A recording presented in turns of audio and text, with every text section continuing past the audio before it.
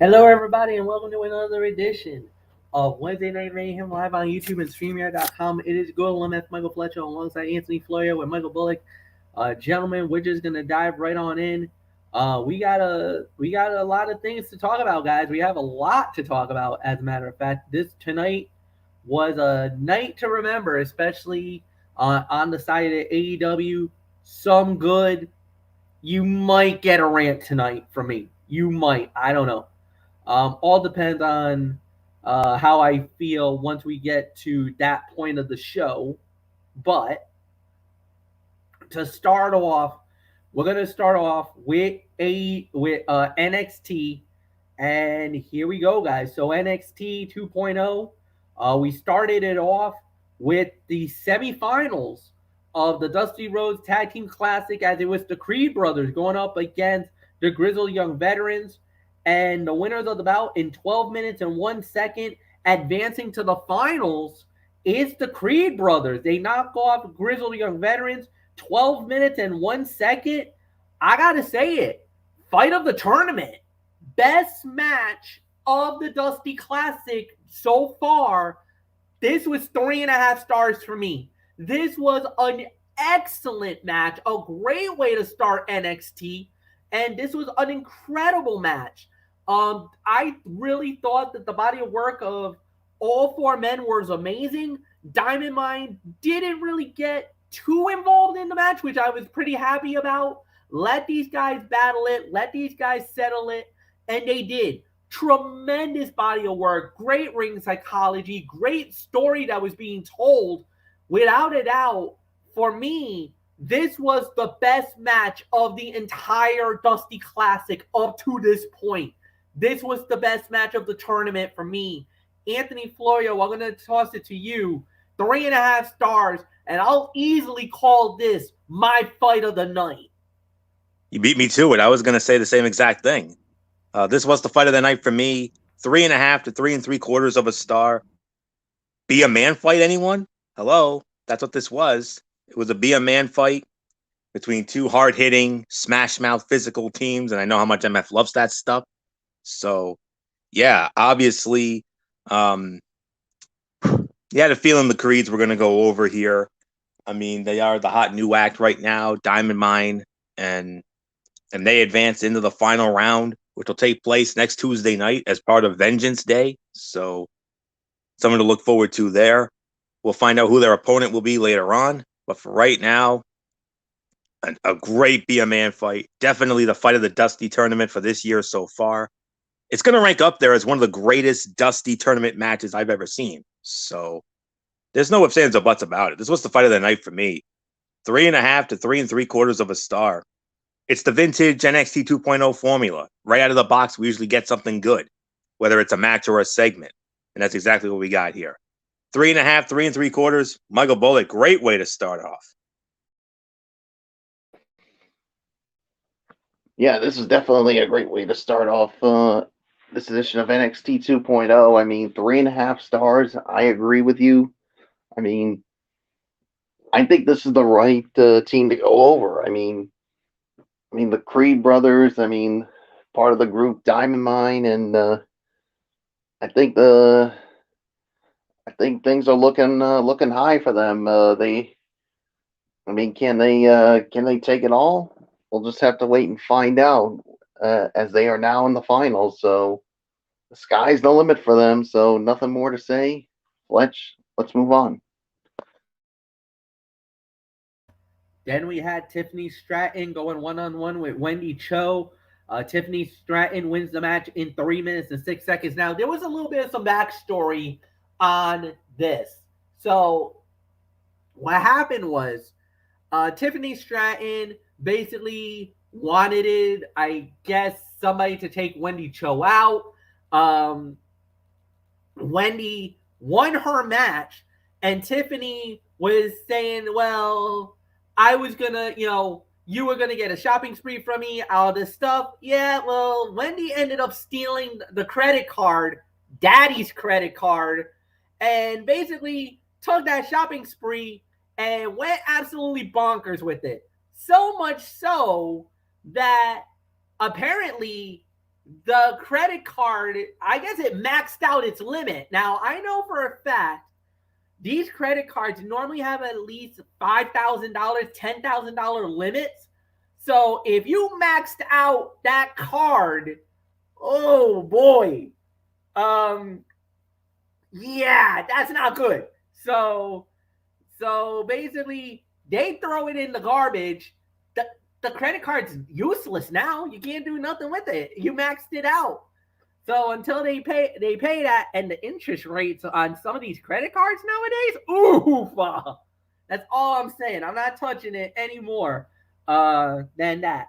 So right after that, we had Draco Anthony going one-on-one with Pete Dunne. Pete Dunne wins the match, 6 minutes and 50 seconds. But Anthony, next week on Vengeance Day, Tony D'Angelo and the Bruiserweight Pete Dunne locked inside a 15-foot high steel cage. You're wrong about that, MF. It's a steel temper cage, first of all. And number two, it's a weaponized cage. We're going to have weapons in this thing. Yup. There's going to be weapons inside of it. So this ain't going to be no typical cage match. Oh, no. So get ready for that. I mean, I'm not going to say it's going to be like the extreme. Think of it as, a died down version of the Extreme Elimination Chamber. You remember that when it had all those weapons inside of it. So that's what we're going to see in here. Steel temper cage with weapons inside. Whew. That is something. And before I get to my serious analysis here, another kidding thing I wanted to get into here. Oh, it's a Pete Dunne match, so of course I cringed. Duh. I always cringe during Pete Dunne matches. You know the reasoning behind that. God, joint manipulation. Ugh. Hard to watch. But all kidding aside, he is a damn fine worker. That is all there is to say on that. And on top of that, he is going to be a humongous star. You thought he was a big star in the UK? Oh, no. I think he's going to be an even bigger star. I think he's going to be a future NXT champion down the line. I really do. I think he should have been already, but that's just my thought. A solid match here. I'll give this about 2.5 to 2 3/4 of a star. And, Anthony hung with him. It looks like that Joe Gacy was trying to influence him. And I don't know if that's going to be the case, but it was a nice showcase for the Bruiserweight, put over how sadistic he is, and get ready. A weaponized cage. That is going to be something else. And to get back to that Wendy Chu and Tiffany Stratton thing, it boggles my mind. Wendy Chu was Ye Ming. You remember Tian Sha? Remember that scary leader of the Tian Sha that was having her way with Boa, and that kept Boa and Xia Li in line? It just boggles my mind that they took that character from a monster badass heel woman to the character she is now. Why? Come on, Florio. Does this surprise you? No, obviously. But the thing is that when Xia Li left, and I think she left, Xia Li left for WWE, for SmackDown. Were they? What? So Boa, I just don't see why they would have kept Li and Cha together. Yeah. I just don't see it. True. I think at the end of the day, I think they did the right thing by doing it that way. Respectfully disagree, but anyways, you make a great point, but at the same time, I mean, it's probably they also need maybe more baby faces in NXT than heels, because it looks like the heel team is pretty established right now, especially with the top heels in NXT. I mean, you got Elektra Lopez, you got Dakota Kai, you got Toxic Attraction, all three members. The top heels. The top heels. I mean, I kind of understand why they did, and it looks like they're making Tiffany Stratton as a future top heel. So I mean, definitely, I don't think there was much room. So as much as I know a lot of people did not like it, I get why they did what they did, and I think Wendy Cho is going to win the fans over. It's just going to take some time. It's definitely it's going to take a lot of time for me because I liked her previous gimmick. I liked the Ye Ming better. I really did, and because she put fear into everybody, and I love that. But anyways, getting back to this, another thing is Draco Anthony. He continues to lose, and that would not be too bad if he was getting a chance to show what he can do. But he has made zero impact to date. And instead of standing on his own, it looks like he could be strapped with the Joe Gacy storyline, which will not help him. Pete Dunne versus Tony D'Angelo should be very good, especially with the big stipulation. And when the dust settles, both men need to still look great. It's likely, you never know, Tony D could pull off another win, especially if Dunne is heading to the main roster soon. And if he does head to the main roster, business is going to pick up wherever he goes, whether it's Raw or SmackDown. So, in a way, I kind of want him on SmackDown because, MF is more tolerant of the joint manipulation than I am. But then again, that's the only thing about him I don't like. But other than that, he's a damn fine worker, like I said, and he's a future world champion. No doubt about that. I mean, he's got so much life ahead of him. So that's a breakouter right there. No doubt. So for this, I'm going to give it 2.5 to 2 3/4.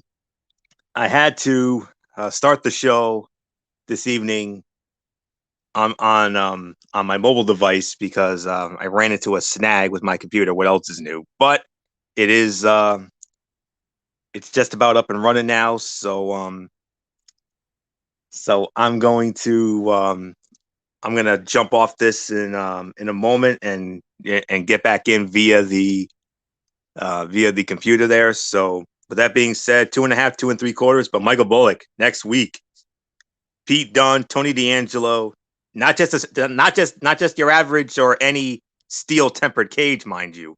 We're talking a weaponized steel-tempered cage. How about it? Yeah, and the thing is, I mean, who knows what's going to be in that steel cage with those what kind of weapons are going to be in that steel cage. So we're going to find out next week, but yeah, I cannot wait to see what happens with this. So yeah, 2.5 stars for me. I mean, obviously you want to give Pete Dunne some momentum going into that match next week. So yeah, can't wait to see what goes down. So Fletch, it is yours. Yeah, so Michael Bullock will lead off with you on this next one. When it comes to this, then we had ourselves a one-on-one match. Well, that was the Draco versus. Then after that, we had LA Knight versus Sanga. LA Knight wins in 3 minutes and 10 seconds. We don't really need to get into that. What we do need to get into is then after that, we had a little bit of a promo thing going, as it was Braun Breaker and Santos Escobar. They were making their, I guess you could say they were making everything legit for their title match next week at Vengeance Day for the NXT title. But then out of nowhere, we had ourselves an invasion. Yeah, a main star from WWE decided to show up on NXT, and it was Dolph Ziggler. Dolph Ziggler appears on NXT, and on top of that, basically, he, I guess you could say, called out the winner, whoever was going to be the champion, but that got interrupted by Tommaso Ciampa. So, we got a lot going on here, a lot of interchangeable moving parts here, but Ziggler, Ciampa, Santos Escobar, and Braun Breaker. This NXT title picture just got very murky, Michael Bullock, as I hand it off to you. What a crazy segment. Dolph Ziggler, of all people, showing up on NXT. Yeah, big girl panties on NXT. Yeah, that I'm excited about that. Said no one. Yeah, that's just how I feel about him. Well, of course, can't forget about Anthony Florio as well, of how we feel about big girl panties.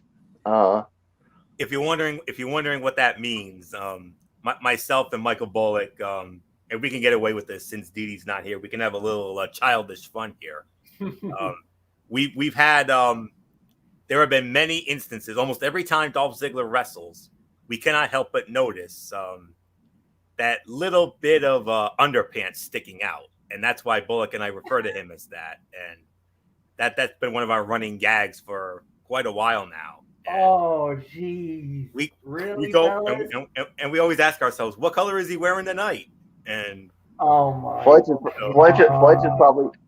is probably saying TMI, too much info. So just want to address it. It's fine. It's fine, guys. It's fine. I can't really.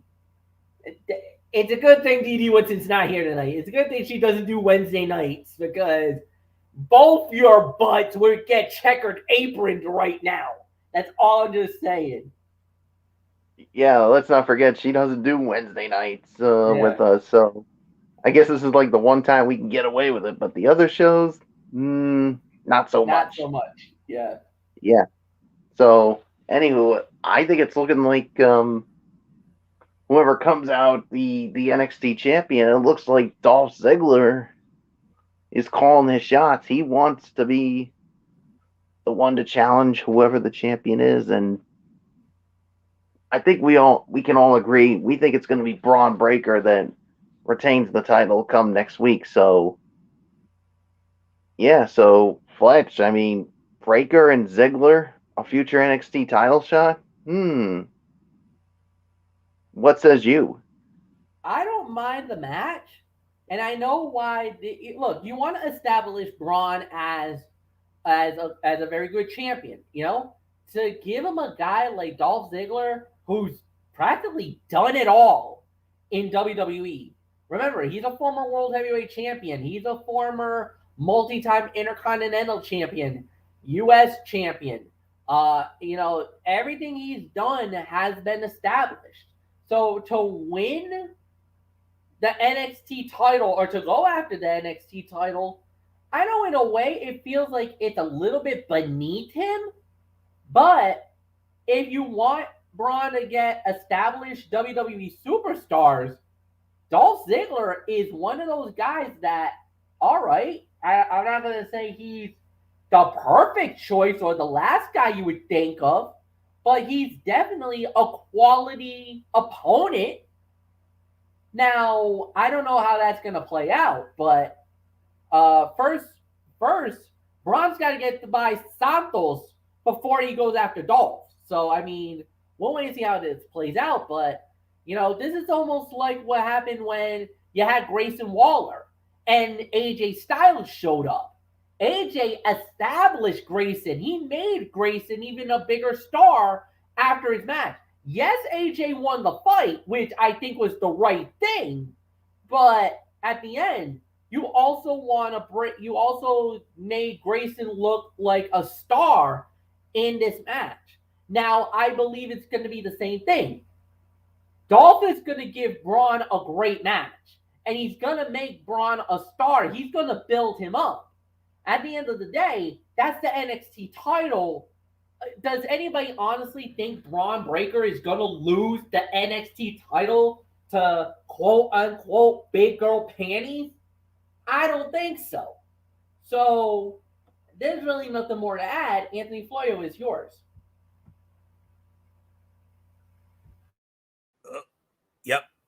Yeah, absolutely. You can make an argument that this was the segment of the night. I mean, the arrival of Dolph Ziggler in NXT worked way better than expected. While the show-off may not have done much in the last few years, he is still a name that works well in a fresh environment. He came off as a big deal and threat despite his unfortunate recent record. The problem here was that Tommaso Ciampa versus Dolph Ziggler overshadowed Braun Breaker versus Santos Escobar. While the segment was fun, it was poorly timed. The main event next week was trumped by a contest that has only begun to build. WWE continues to use established names from Monday Night Raw in NXT, and it is working.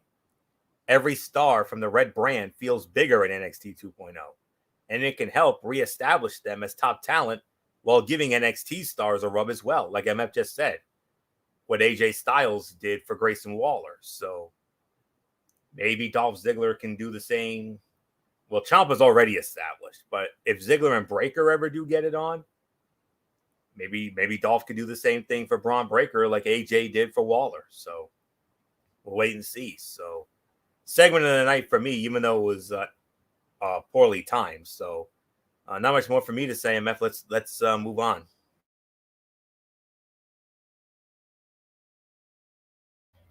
All right. With that said, we will indeed move on with this. So after that, next up that we had Sir Ray going one-on-one against Dakota Kai.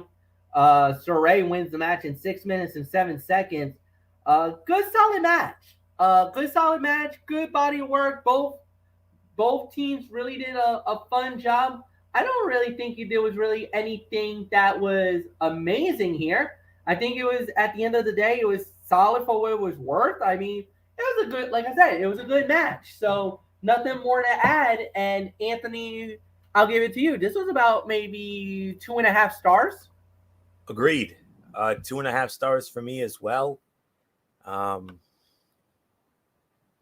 There is no reason this should have been so sloppy, but that has been Saray's run in NXT to date. She just doesn't seem to have chemistry with many of the women in NXT, which could be a bad sign for what she can do when she reaches the next level. While the 25-year-old is obviously talented, she must find her comfort zone in the ring. Dakota Kai is still in NXT because she is supposed to help young wrestlers in moments like this. Hopefully, she is not stuck in this role for much longer. I'll give it 2.5 for the effort. Michael Bullock, it's yours.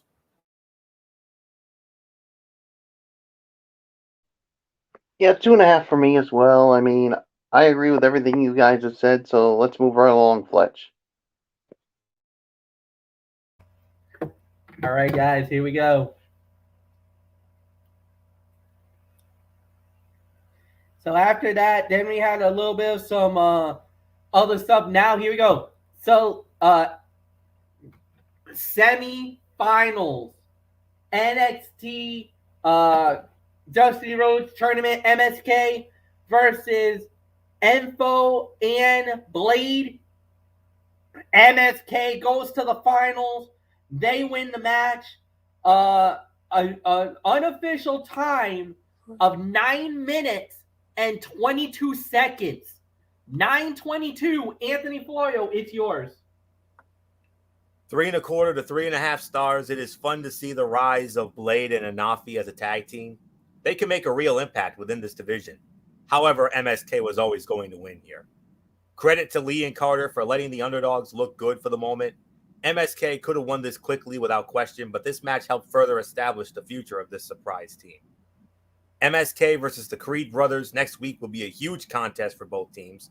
Whatever team does manage to pull out the victory is very likely to dethrone Imperium as NXT Tag Team Champions. 3.25, 3.5 stars for this effort. Michael Bullock, Creed brothers versus MSK in the final. How you feel about it? What did you give it? I gave it 3.25, 3.5. Do you agree with that? 3.25. I'll agree with that. I mean, it was a good match here, but yeah, I mean, MSK and the Creed brothers in the finals of the Tag Team Classic. I'm definitely down for it. So yeah, I mean, I think this could be a good final with these two teams. So yeah, we'll have to wait and see how it all plays out. But yeah, so there's really nothing more for me to say. So Fletch, our finals are set. Yes, indeed. The finals is set. It's going to be a very good final. Really nothing more to add on that one, guys. And it leads us to the main event of the evening, the NXT Women's title on the line. Mandy Rose versus Kaylee Ray. Uh, Before the match even got going, Portia Parada and Indy Hartwell, they went after JC Jane, and they went after the tag champions themselves. JC Jane and Gigi Dolan got jumped. It led into a big brawl, and then as you saw, Fit Finley, one of the guys from NXT, Fit Finley, was there and basically told Mandy, "No, go, get out of here. You got a match. Go to the ring now." Whoa. Well, the old saying, "My name is Finley and I love to fight," and he was in a fighting mood on that one. But it did lead us to the match. The match happened without any hitches. Well, but at the end of the day, it was over. Mandy Rose successfully defends the title. 7 minutes, 58 seconds. Anthony Florio, the champion, remains the champion. But then after the match, let's just say we had a little bit of some fun after this one was over. Oh, we had some big fun. Not just a little fun. We had big fun after this. 2.5, 2 3/4. This was about as good a match as Rose has had in NXT 2.0. Sadly, this was not nearly as long as it deserved to be, and the lazy finish distracted from a great opportunity to solidify Mandy Rose as the NXT Women's Champion. She keeps skating by without defeating anyone clean. While heels always take shortcuts, it would have been interesting if she could have found her own rather than relying on Toxic Attraction as always. Io Shirai and Kaylee Ray together are a formidable tag team and will be fun to watch in the Women's Dusty Tag Team Classic. Suddenly, the new favorites have emerged, especially since Io Shirai and Kaylee Ray need a big win after taking some recent unfortunate losses. 2.5, 2 3/4, pressed for time. If in my honest opinion, it should have gotten more time as far as I'm concerned. So really not much more to say here. Michael Bullock, this had potential to be something good, but unfortunately got pressed for time.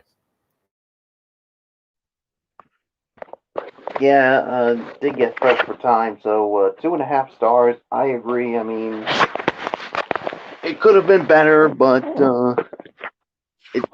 I think it just felt a little rushed when it comes to this. I mean, but yeah, I mean, Mandy did retain the title, but she did get help from her cronies, Gigi Dolan and JC Jane, and looked like they were gonna have their way with Kaylee Ray, but Io Shirai shows up and says, "Not on my watch."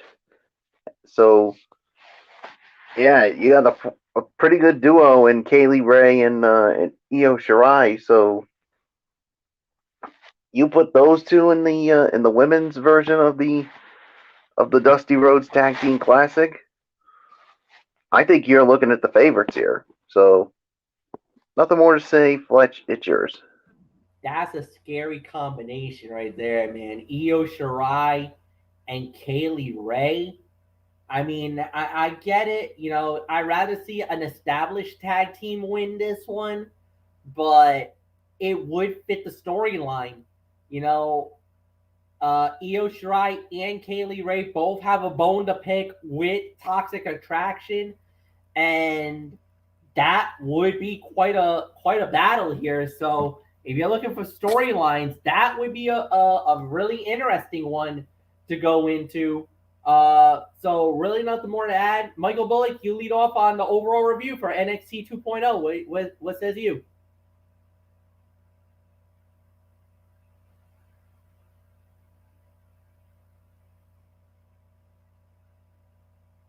Mike? Mullet? Sorry about that. I forgot to unmute my mic. So No problem. Okay. yeah. So yeah. I thought it was an all right edition of NXT 2.0. Not the greatest, but I still think it was good enough for me to give it about a 6 out of 10. I mean, yeah, you still had some matches that were short. You had some matches that were good, and I mean, well, the main event was all right, but it definitely could have been much better. So next week's Vengeance Day, yeah, hopefully that'll be a pretty good one, but we'll wait and see on that. So 6 out of 10 for me. Fletch, what says you? I could go with a 6 out of 10. I thought it was all right. I thought they did pretty good. I think it could have been better in certain areas. I think it wasn't as bad. But it could have been better. So I mean, 6 out of 10. I think it's generous enough. Anthony, what says you?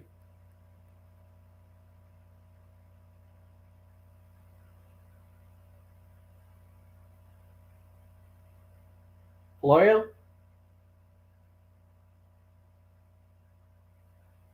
Did we lose Anthony? No, he's right there. I wonder if he's having issues.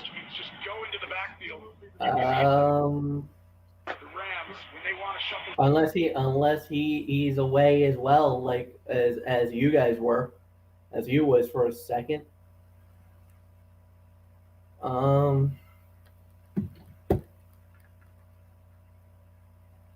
Yeah, I guess unless his mic is not working.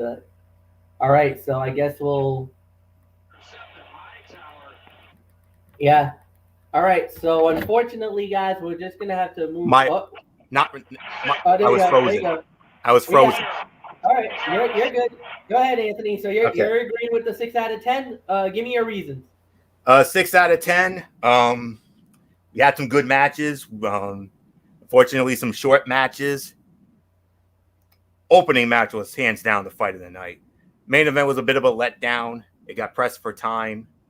The dusty matches were the highlights, and some other things. We had that great segment as well with that summit. So, yeah, a little better than I expected. It wasn't a perfect show or anything, but it is what it is. 6.5 out of 10 for me.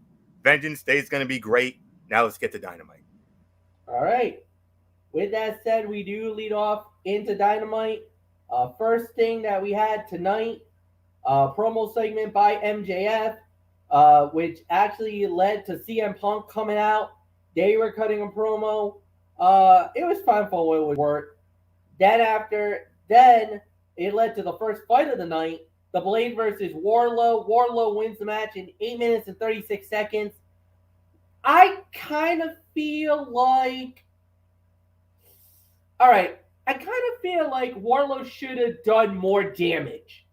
I kind of felt like Wardlow should have won this match more easier. Blade is actually pretty good. And this was a nice little showcase. But if you're Wardlow, man, you got to really establish like you're a monster more than anything else. I kind of felt like they did all right with this. This was about 2.5 stars. I just felt like the match was a little too long for once. This is one of those where AEW, go 5 minutes. 5 minutes would have been perfect for Wardlow than anything else. 8:36 seems a smidgen too much, at least for me. Anthony, it's yours. Overstated to welcome. 100% agree with you. I'm not saying it should have been a delicious squash because Blade is not that kind of talent. He's not a damn jobber. Let's be realistic.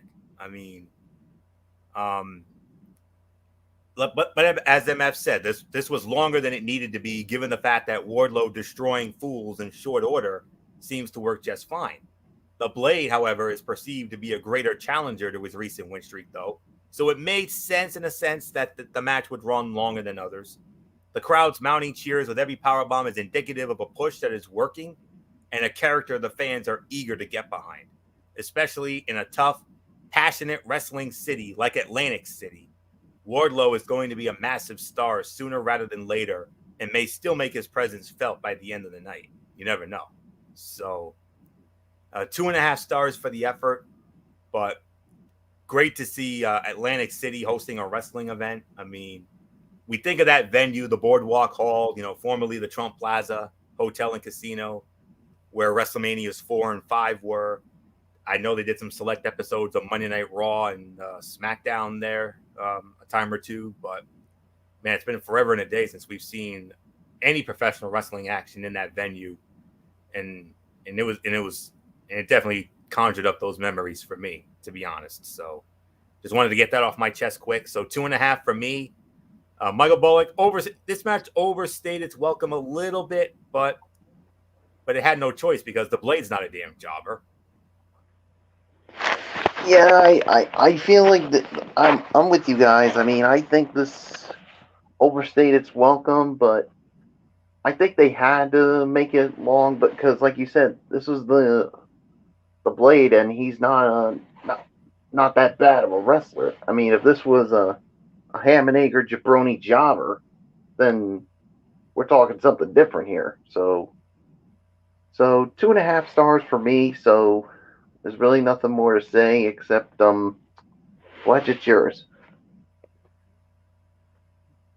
All right. So the next thing that we had was the Inner Circle Summit, and boys, it imploded, man.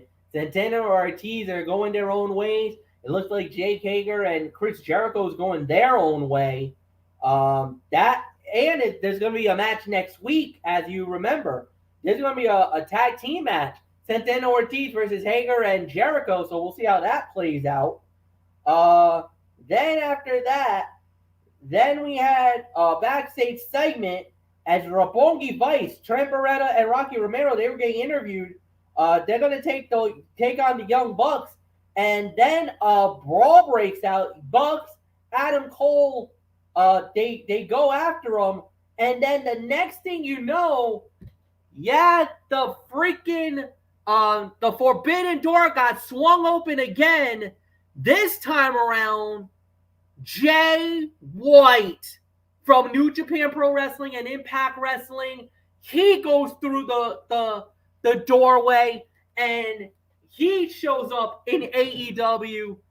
And boys, okay, you talk about a guy, a star, and they said it was a star who's going to go through the Forbidden Door, who's a relative big name, and who's going to be, and it's going to join AEW. And we were thinking about all kinds of different names. Jay White is the best you can get? AEW? Now, don't get me wrong. Jay White's a former IWGP World Heavyweight Champion, an IWGP Intercontinental Heavyweight Champion. So, I mean, he's done a lot in New Japan. He's done a lot of great things. But how can I say this without offending people? His matches are blah to average at best. Limited wrestling skills. I don't see anything amazing about him. His promo work is borderline boring as heck. And he's supposed to be one of your top guys in New Japan. And I don't believe he is even, I don't even think he's one of the top 5 in New Japan Pro Wrestling right now. To me, if you're talking about Jay White coming to AEW, I think was decent enough. I mean, it's a good pickup. But for me, he doesn't do nothing for me. I don't see anything amazing about his debut. I think it's, as far as he goes, I think it's a swing and a miss for AEW. For all the talent, for anybody who could have walked through, Minoru Suzuki was better than Jay White. Hell, I would have lost my mind if it would have been Kazuchika Okada. If it was the Rainmaker? Are you kidding me? No. AEW, you're going to get the headlines tonight, but not for the reasons you were hoping for. Jay White's good, but underwhelming is my thought. Anthony Florio, your thoughts? So that's why you hate the guy so much, huh? I mean, that's why when I posted that in our messenger chat, you said F this guy, and I'm like, why does I always kept wondering to myself, why does MF cringe every time I hear the name? Well, you just explained it to us, so I'm glad you cleared it up. So well, I have to bring some legit bullet points. I just can't just not give a reason. I'm not that guy. No, you're not. I'm not that guy. Nope. If I I have to make valid points, valid reasons in order to tell you why I don't like the product. Fair enough. And I was just very curious. I've always been curious as to why you always sour on him, but now I get it. I get it now. But now Fletch has some company, because after everything he just said, I can't stand this idiot. Fair enough as well. But I don't know him as well as MF does. I mean, obviously MF has seen more of his work than either of us. I've only seen him a handful of times in Impact Wrestling, and as the current leader of the Bullet Club, which I know MF that definitely grinds MF's gears. But there was a backstage segment later in the night where the Young Bucks brought up to Adam Cole that Jay White and Kenny Omega had let's just say there's no love lost between them. Oh no. You know that better than I do. Oh no, you know they do not like each other. No. Yeah, I knew you knew about that. I had a feeling. I was like, yeah, MF knows. I'm sure MF knows about that. I'm sure he does. So, but hey, I mean, from what I saw in Impact Wrestling, now I'm not going to say he's the best in the world or anything, but he had a solid outing. I'll give it that. It was a solid outing, but I need to see more of him. So that's really all there is to say on that. So, I didn't expect to see him, but yeah, I mean, the minute I saw him and the minute I mentioned it, I'm like, MF's gonna go off. Watch, MF's gonna go off, and sure enough, he did. So, but yeah, that it is a big signing because of name value and accomplishments and all that. Don't forget, never open weight champion as well. He was also the never open weight champion. He carried that belt around during his time in Impact. So, and he recently worked in Impact, I think, as part of the Bullet Club there. I think he teamed up with Chris Bay and the Gorillas of Destiny or the Gorillas of Warfare. I mean, I know MF knows who they are. So, Gorillas of Destiny, and I was gonna say, it's Tamatonga, Tangaloa. Everybody knows who the Gorillas of Destiny are. I mean, if you don't know who the Gorillas of Destiny are, you're not a pro wrestling fan. Like, honest to God, you're not a pro wrestling fan if you do not know these two. And I'll tell you one thing: you ever say that who the heck is the Gorillas of Destiny to a real wrestling fan? Oh my God, you better run for your life. You thought Didi Woodson and the Checkered Apron is bad. Woo! Have an angry mob of an IWC coming after you with the tiki torches and the pitchforks. Oh, that's bad. Oh yeah. It's spitting kittens too. Oh, that'll be. Oh yeah. Oh yeah. Yeah. Spitting kittens is an understatement, Florio.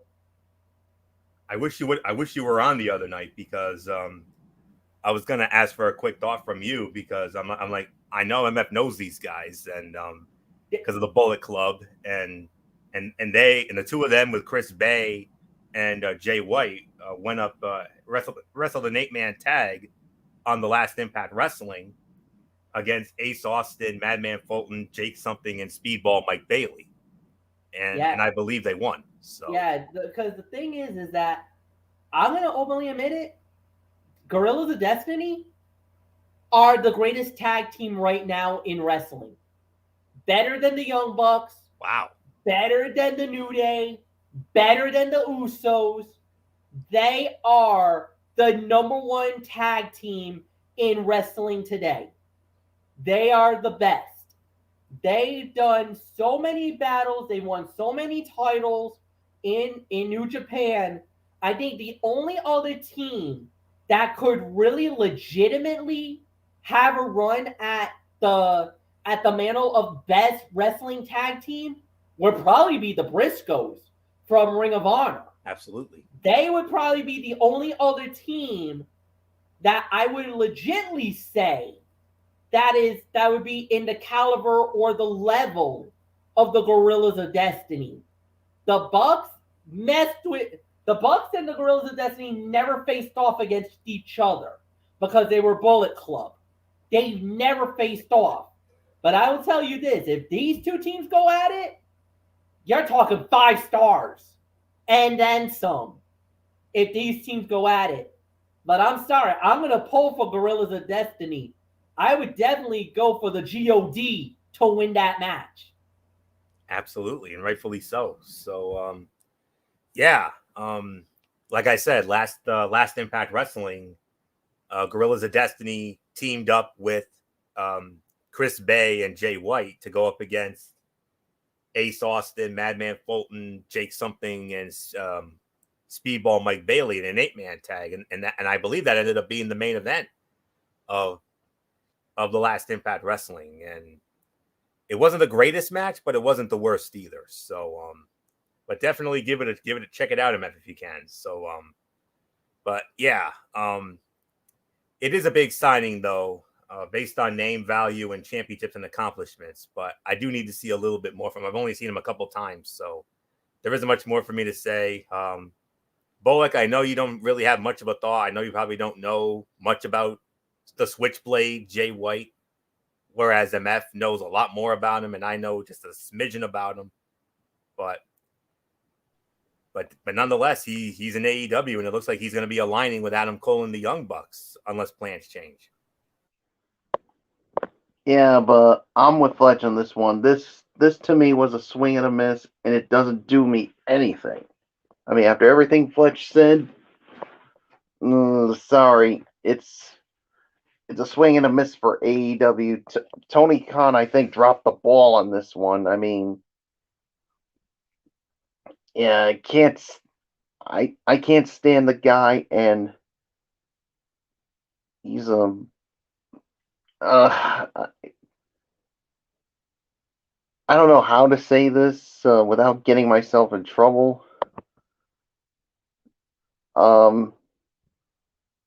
Well, it goes to somebody that used to be on WEEI, and this guy's name was Pete Shepard, and he had a saying is, "You're a turd," and I think that's what best describes Jay White.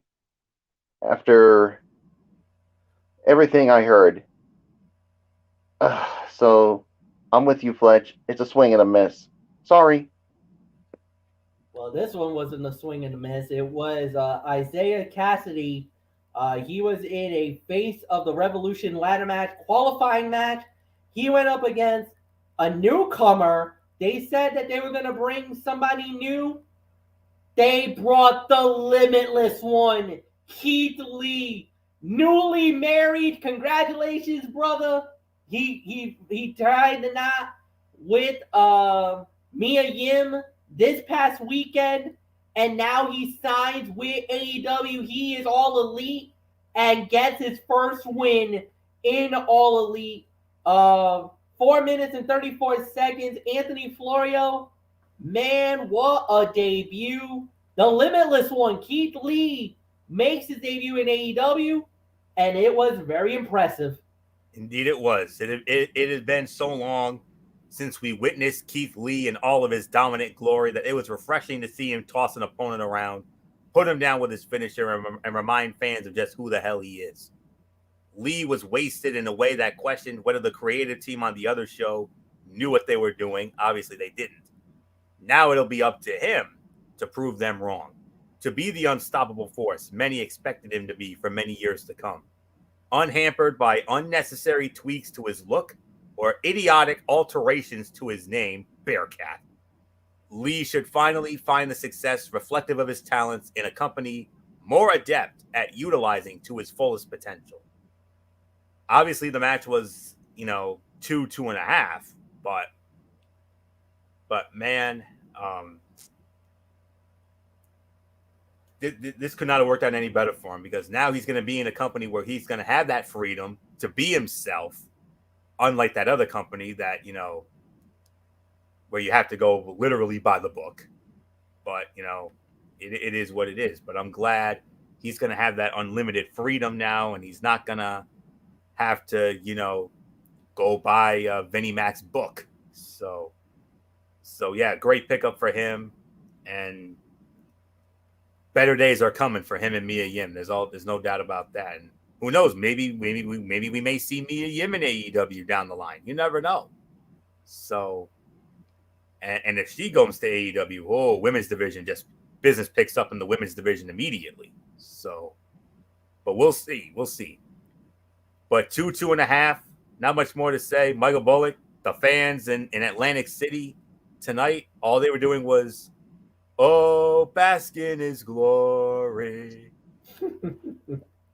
Oh, AEW, you will bask in his glory, and this is a really good pickup for them. And hopefully now that he's in AEW,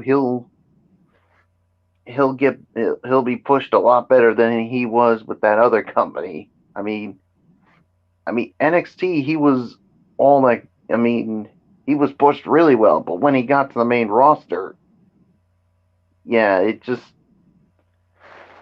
they made him look like a total fool, and then coming up with a nickname of Bearcat, didn't sit well with me at all. I mean, the match was short, but I think bigger and better days are coming for the Limitless One. So Fletch, it is yours.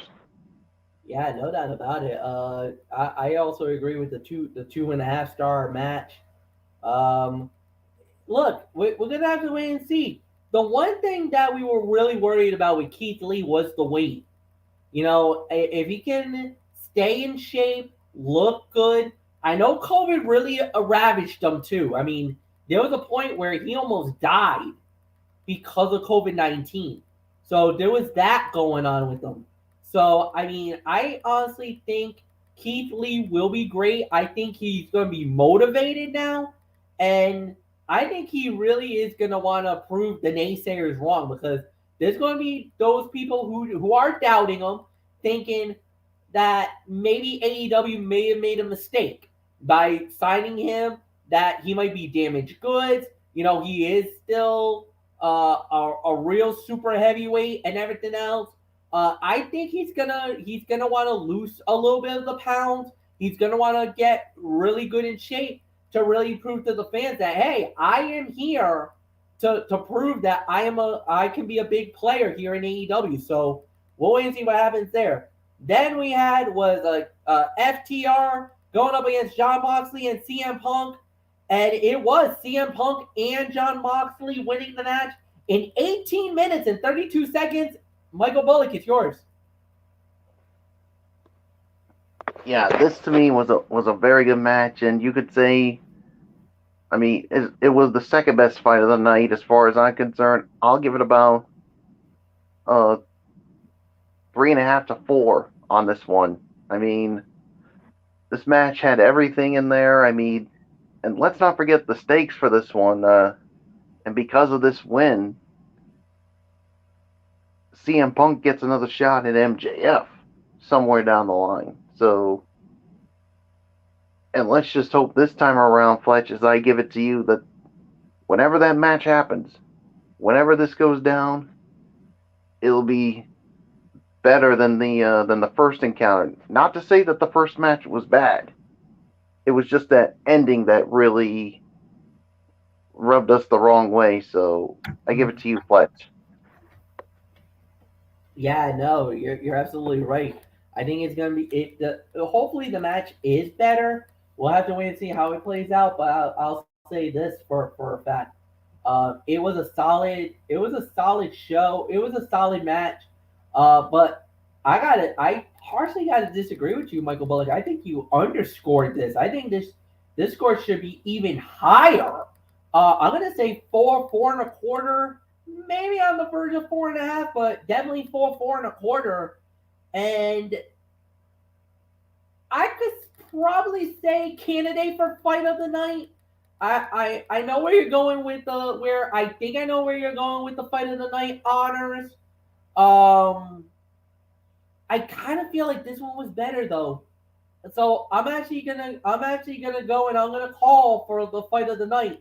So this will be my fight of the night. Anthony, it's yours. Who do I agree with? Well, sorry, Michael Bullock. I got to go with MF on this one. I 100% agree with him. To me, this was the fight of the night. I'm going to give it between 4.25 and 4.5. I mean, wow. This could have shaved off 5 minutes, and it would have. I mean, you could have taken 5 minutes off of this, and it still would have been one of the best matches in Dynamite history. But as it is still a damn fine match that once again proved that FTR is the best tag team in the business and can hang with anyone on the loaded AEW roster. Jon Moxley was a great surprise, although I kind of saw it coming myself, and received exactly the sort of reaction you would expect from an Atlantic City audience consisting of some diehard game-changer wrestling fans that are uber proud to call him their world champion. CM Punk winning sets up what should be a legitimate pay-per-view main event worthy match with MJF in time for March 6th in Revolution. I believe that's the earliest possible date. I see that going down. I think Revolution is going to be the event. And that match, I believe, will hopefully be better than the one we had here. Hopefully there will not be any dusty finishes or any BS or whatever. So 4.25, 4.5 for me. This was the fight of the night. I'm with you, MF. Sorry, Bullock, with all due respect. So not much more to say. MF, let's move on. All right, with that said, next up we had was Jade Cargill versus AQA for the TBS title. And Jade Cargill successfully defends it, man. She continues her reign. 8 minutes and 16 seconds. I mean, it was an all right match. Solid match. I don't think it was anything too spectacular. I would probably say about 2.5 to 2 3/4 of a star. Anthony? 2.5, 2 3/4 as well. AQA, from what I know, is one of Booker T's proteges. So that's why, she looked as good as she did. Now, it was not a particularly great match thanks to clashing styles that became apparent the longer the bout went on. With that said, AQA looked like a star. She showed up and showed out, seizing the spotlight placed on her by the match. Jade Cargill, conversely, highlighted her strength advantage and her own physical gifts by tossing her opponent around the ring in the manner she did. For the TBS champion, it'll be imperative to put her in the ring with experienced performers who can help bring her along as an in-ring worker herself. She has the tools, but is still in need of reps to help her reach her full potential. So I'll give it 2.5 to 2 3/4 of a star as well.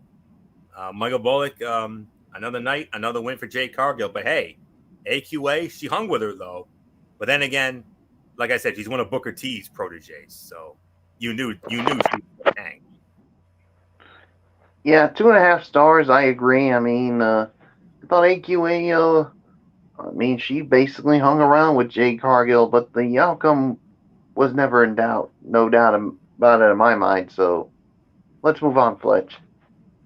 All right, with that said, we now move on to Serena Deeb She went up against Katie Arc Aglet. Serena Deeb wins in 1 minute. We're just gonna move on. Main event was the Murder Hawk Monster Lance Archer versus Adam Hangman Page in a Texas death match for the AEW World Title. Winner of the bout was Adam Hangman Page. He wins the title, keeps the title, I should say, wins it in 16 minutes and 12 seconds. I believe this goes to Anthony Florio. So, Anthony, it's yours. Yeah, sure does. Second best fight of the night here. I'm going to give this a solid 4 for the effort. I mean, it was a fine match. To me, this was what we saw tonight. This was kind of what I wanted to see when Mickie James and Deonna Purrazzo had that match at the Impact Hard to Kill event last month, which ended up being hampered by those ridiculous stipulations. But thankfully, that did not happen here. I mean,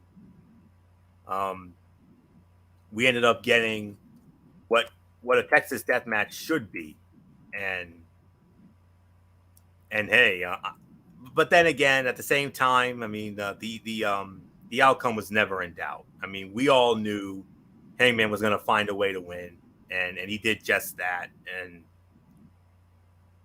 But we had an interesting development happen here after the match, and we all know what that was. But getting back to this, it started slow and escalated in both violence and drama, culminating with 2 extraordinary spots that wowed the audience and provided Hangman another gutsy title defense. What could have been a cluster bleep from the beginning instead opted to cerebrally build from spot to spot, each a little more dangerous and violent than the one before it. We have seen so many different high spots from AEW in the 3 years since its debut that it would be understandable to think you have seen it all. Then Page goes and does something like the referee-assisted buckshot lariat, and the crowd's interest is renewed. Lance Archer started the match having no shot in hell of winning, but the layout of the match had him in a position to be a believable victor late. That is a testament to the performers and what they were able to accomplish within the context of the match, because it damn sure didn't happen in the lead-up. After the match was over, Adam Cole came out. Let me tell you this, guys. Adam Cole versus Hangman Adam Page is a big-time match and should headline Revolution. But even as such, it feels like Hangman's title reign is just beginning. So yeah, Bullock said lower rating for him, not because of the slow start, but because of the interference by Dan Lambert and Jake the Snake Roberts. Agreed. But I gotta admit,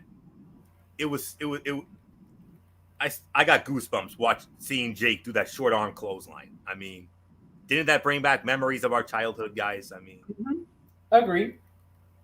And he went for, and he was going to try to do the DDT on him. If he had done the DDT, I would have marked the hell out. We all would have marked the hell out if he had done the DDT. But Archer was like, "Oh no, Jake, the short clothesline's enough. I got this." I was like, "Oh, come on, man! I want to see him hit a DDT." I was like, "Oh, come on!" But all kidding aside, though, 4 stars for me, maybe 4.25 at best. This was the second best fight of the night,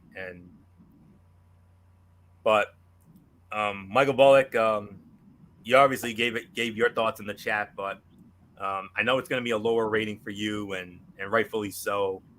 But nonetheless, though, Hangman Adam Page and Adam Cole, possibly the main event of Revolution.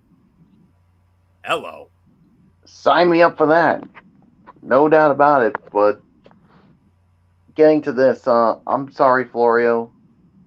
I can only give this 3.5 stars, and it's because of those reasons I said in the chat. Not just because of the slow start, but interference by Dan Lambert, that piece of crap that I can't stand, and Jake Roberts. And I know people are going to be like, "Oh, it's a Texas death match. There are no rules here." So, I just want to see these two slug it out without any kind of interference whatsoever. this to me, I mean, it was still a good match, but if you had just taken away that, I would have agreed with your rating. But sorry, Florio, I'm giving it 3.5 stars. It was still a damn good match, but yeah, those two things factored into my lower rating. So Fletch, it is yours. Whoa. Wow, that was wow. Michael Bullock with the guillotine on that one. That's a little harsh. I can't go 3.5. That was a tad harsh, Bullock. I can go 3 3/4. I'll meet you halfway on that one. I think that's the best way to go because your point is valid. Yeah, absolutely right. But you just said it. In a Texas death match, anything goes. No disqualifications, no countouts. What happened was legal. I think the one thing that kind of actually hurt the match was the minute when Dan Lambert hopped on the apron and dislodged the top rope. I don't think that was really a good idea. I don't think that would have, I don't know what that would have done anything. Yeah, they used the little spike thing and used it as a spike to cut open Hangman, but other than that, I kind of felt like you really didn't need to do that. I thought some of the spots in the match were good, especially that buckshot by off the referee, buckshot lariat right through a couple of tables. Now that spot was amazing, but yeah, I kind of feel like they made a mistake there. I wasn't really feeling it, guys. So 3 3/4 is my rating for the main event. Michael Bullock, you got the final say on tonight's AEW Dynamite.